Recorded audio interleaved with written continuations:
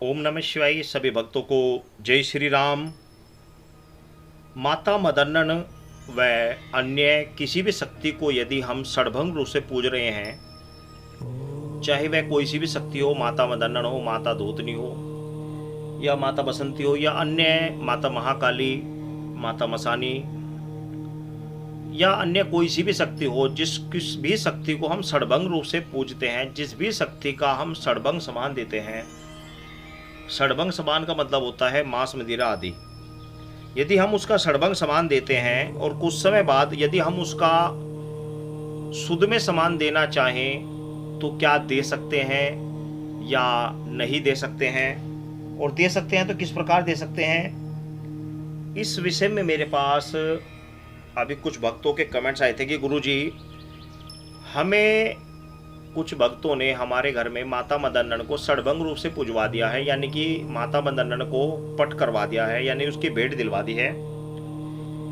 इसी तरह के और भी कई मैसेज आए थे कि गुरुजी, हमारे घर में माता महाकाली का हम बकरा दिया करते थे या मुर्गा दिया करते थे, और अब हम उसे शुद्ध रूप से पूजना चाहते हैं, तो हम शुद्ध रूप से उसे किस प्रकार पूजें, और क्या शुद्ध रूप में पूजने पर माता को या अन्य देवता को जिसका प्रसाद आप चढ़ा रहे हैं वह स्वीकार हो जाएगा या नहीं हो जाएगा, तो इसके लिए क्या करना चाहिए। तो इसके लिए सर्वप्रथम तो मैं आपको बता दूं, कई बार तो कुछ भक्तों के साथ ऐसा होता है कि उनके पूर्वज शक्ति को षड्भंग रूप से पूजा करते थे, चाहे वह कोई सी भी देवता की शक्ति हो या देवी की शक्ति हो। यदि वे षड्भंग रूप से पूजा करते थे और फिर काफ़ी समय तक उन्होंने षड्भंग रूप से समान देते रहे, षड्भंग रूप से पूजते रहे, कुछ समय बाद उन्होंने आगे अपनी पीढ़ियों को बताया कि भाई ऐसे हम पूजते हैं।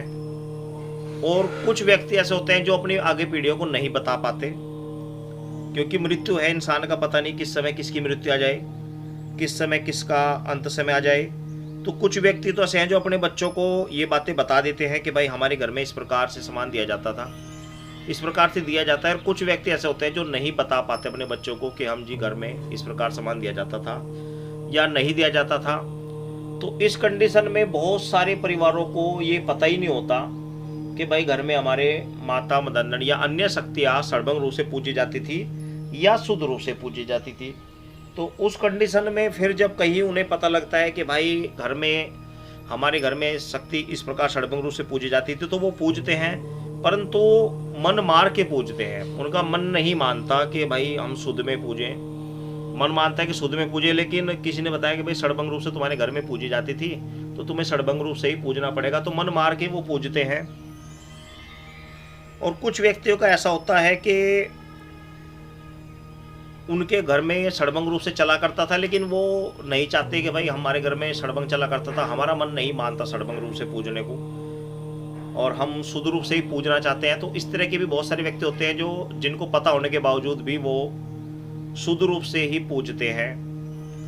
तो इस तरह की मेरे पास बार बार कमेंट्स आते हैं कि गुरुजी, इस स्थिति में हम क्या करें, हम शुद्ध रूप से पूजना चाहते हैं, किसी ने हमारे से गलती से पूजवा दिया, या हमारे पूर्वज पूजा करते थे। कई बार ऐसे होता है कि पूर्वज पूजा करते हैं तो जो भक्त लोग हैं वे षड्भंग रूप से पूजवा देते हैं, हम भी बहुत से लोगों को पूजवाते हैं, तो फिर वो अन्य लोगों के पास जाते हैं कि गुरुजी हमें षड्भंग रूप से पूजवा दिया। तो इस तरह के जो कमेंट्स आते हैं, इसका सल्यूशन ये है भाई कि इस चीज़ को कोई भी जो भक्त है वह डायरेक्ट नहीं बता सकता कि भाई हाँ, आप शुद्ध रूप से पूज कर आपके घर में सुख शांति रहेगी या नहीं रहेगी, या आपकी शक्ति शुद्ध रूप से मन जाएगी या नहीं मन जाएगी। क्योंकि ये एक ऐसा विषय है जिस विषय को चेकिंग करके ही पता लग पाता है, शक्तियों से पूछकर ही इस विषय पर निर्णय लिया जाता है, क्योंकि ये कुल परंपरा के अनुसार ये कार्य चले होते हैं। तो ये बहुत ही पेचीदा कार्य होता है। इस कार्य के लिए मेरे पास बहुत सारे मैसेज आते हैं, कमेंट्स आती हैं, तो मैं उन सभी कमेंट्स और मैसेज करने वाले भक्तों से अनुरोध करूंगा कि भाई इस विषय में आप अपने घर में एक बार अपनी पूरी स्थिति बताकर कि क्या स्थिति है, हम क्या पूजा करते थे, क्या नहीं पूजा करते थे, किसने हमें किस प्रकार पूजवाया, अपने चेकिंग करा लें। क्योंकि बिना चेकिंग कराए इस विषय का निर्णय मैं नहीं ले सकता। शक्ति से पूछ कर ही इस बात का निर्णय लिया जाता है। मैं अपने ऊपर किसी भी शक्ति का इस प्रकार का बोझ भार नहीं रख सकता। ये शक्ति से संबंधित विषय है और शक्तियों से पूछ कर ही इस विषय में आगे निष्कर्ष निकाला जाता है कि हाँ, शुद्ध में पूजा, आगे पूजा दे सकते हैं या नहीं दे सकते, शुद्ध में पूज सकते हैं या नहीं पूज सकते हैं। तो इसलिए आप सभी भक्तों से निवेदन है कि यदि आप इस तरह से कोई बातें, आपकी समस्या है, प्रॉब्लम है, तो आप उसके लिए अपनी चेकिंग करा लें और चेकिंग करा कर ही मैं आपको बता पाऊंगा कि भाई आगे आपको शुद्ध में पूज सकते हैं या नहीं पूज सकते हैं। पूज सकते हैं तो किस प्रकार पूज सकते हैं या किस प्रकार आपको मनवाना पड़ेगा, क्योंकि कोई भी भक्त अगर यदि आपको वैसे ही नॉर्मल इस तरह की बातें बताता है तो आने वाले टाइम में आपको दोबारा फिर दिक्कत होगी। शक्ति बजाय प्रसन्न होने के रुष्ट हो जाएगी। तो ऐसा काम ना करें। इससे अच्छा ही है कि पहले एक बार इस विषय में शक्ति से पूछवा ले, चेकिंग करा ले। चेकिंग करने के लिए जो ना कि बराबर ही प्रसाद रूप से सिर्फ प्रसाद के लिए पैसे लिए जाते हैं, बाकी इसके अलावा कुछ भी नहीं लिए जाते। तो यदि इस तरह की आपकी कोई समस्या है तो आप पहले चेकिंग कराएं, फिर उसके बाद ही आप अपनी जो कुल परंपरा के अनुसार जो प्रसाद दिया जाता था उसको परिवर्तन करें। ठीक है ना, आप समझ गए होंगे मैं क्या समझाना चाह रहा हूँ। सभी भक्तों को जय श्री राम।